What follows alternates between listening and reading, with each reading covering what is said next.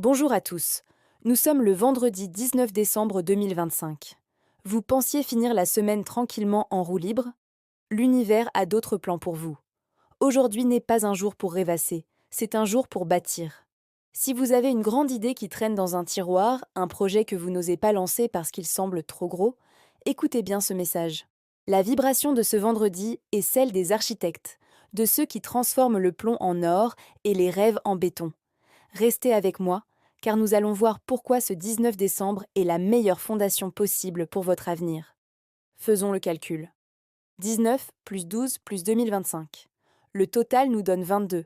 En numérologie, le 22 est un maître nombre. On l'appelle le maître bâtisseur. C'est l'octave supérieure du 4, qui représente la stabilité, mais avec l'intuition du 2 doublé. Qu'est-ce que ça veut dire pour vous? Le 4 travaille dur, mais le 22 travaille grand. Le 22 a la tête dans les étoiles et les pieds sur terre. Aujourd'hui, l'univers vous donne la capacité de concrétiser l'impossible. Ce n'est pas le moment de jouer petit bras. Si vous devez poser une première pierre, signer un contrat ou structurer un plan pour 2026, faites-le aujourd'hui. L'énergie du 22 rend vos actions solides et durables. Pour comprendre la puissance de ce jour, regardons en arrière. Le 19 décembre 1843, Charles Dickens publiait Un chant de Noël.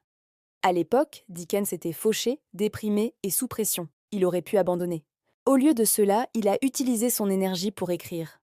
En publiant ce livre un 19 décembre, il n'a pas seulement écrit une histoire. Il a littéralement bâti l'esprit de Noël tel que nous le connaissons aujourd'hui. La générosité, le partage, la rédemption de Scrooge, tout cela a été ancré ce jour-là. C'est ça, l'énergie du 19 et du maître nombre. Créer quelque chose qui nous dépasse, quelque chose qui durera bien après nous. Dickens a transformé sa détresse en un chef-d'œuvre immortel. Le 19 décembre, c'est aussi l'anniversaire de la naissance d'Édith Piaf en 1915. La môme, née dans la misère, elle est devenue une icône mondiale. Pourquoi je vous parle d'elle? Parce que le 19 est aussi un nombre karmique, le 19-1, qui parle d'indépendance et de résilience. Piaf a bâti sa légende sur ses cicatrices. Le message est double aujourd'hui. Comme Dickens, bâtissez pour les autres. Comme Piaf, bâtissez à partir de qui vous êtes, même si vous partez de rien. Votre passé n'est pas une prison, c'est une fondation. Utilisez vos épreuves comme des briques pour construire votre cathédrale. Alors, comment allez-vous utiliser ce maître nombre 22? Allez-vous laisser cette énergie puissante s'évaporer dans un week-end banal? Ou allez-vous poser une action concrète? Écrivez ce mail important. Dessinez ce plan. Lancez ce site. Le 22 ne récompense pas les rêveurs, il récompense les bâtisseurs. Voici ma question pour vous en commentaire. Quel est le grand projet que vous voulez voir debout en 2026? Écrivez-le. L'écrire, c'est le faire passer du monde des rêves au monde réel.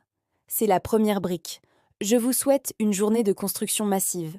Abonnez-vous et bâtissons ensemble.